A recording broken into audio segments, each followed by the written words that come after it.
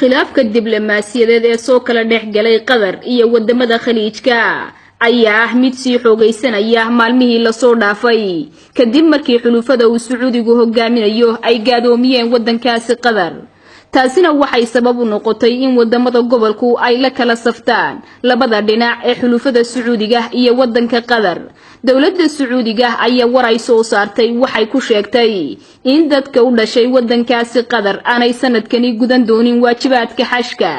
dhanka kalena waxa gabi ahaanba dadka Sacuudiga laga mamnuucay inay xidhaan funaanada kooxda Barcelona taasi ay sheegeen inay ku taalo calaamada diyaaradda Qatar. dhanka kalena dawladda Iran ayaa waxay diyaarado iyo maraakiib raashin sida u dirtay wadankaasi Qatar. shirkadaha diyaaradaha ee Qatar iyo Iran ayaa waxay sheegeen in 5 diyaaradood oo cunno iyo khudaar sida ay ku degeen wadankaasi Qatar. ilaa iyo haatan lama oga in cuntadaasi ay tahay mid gargaar ah iyo in kale oo ay tahay mid ay iibsatay dawladda wadankaasi Qatar.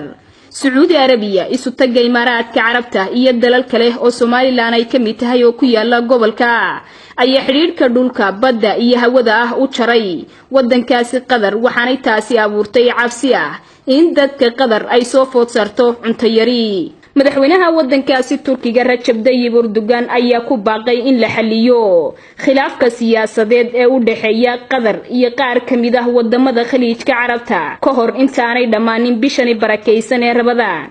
madaxweyne Erdogan ayaa magaalada Ankara kula kulmay wasiirka arrimaha dibadda ee wadankaasi Bahrain Sheikh Khalid ibn Ahmed isagoo uu sheegay inay muhiim tahay in la xaliyo xiisadan siyaasadeed. wasiirka arrimaha dibadda ee wadankaasi Turkiga ayaa waxa uu sheegay in Turkigu uu sii wadayo dadaalada lagu xalinayo khilaafka diblomaasiyadeed ee soo kala dhexgalay wadamada Khaliijka Carabta. dawladda Qatar ayaa waxay sheegtay in dacwad caalami ah ay ka gudbin doonto wadamada Imaaraadka Carabta iyo Saudi Arabia oo ay sheegtay in si xun ay ula dhaqmeen muwaadiniinteeda. ugu dambeyntiina dawladda wadankaasi Kuwait oo iyadu sheegtay inay dhex ka tahay khilaafka diblomaasiyadeed ee soo kala dhexgalay wadamada Khaliijka Carabta ayaa waxay sheegtay in Qatar diyaar ay u tahay inay wada hadal la furto wadamada Khaliijka ee xurgufta siyaasadeed ay soo kala dhexgashay.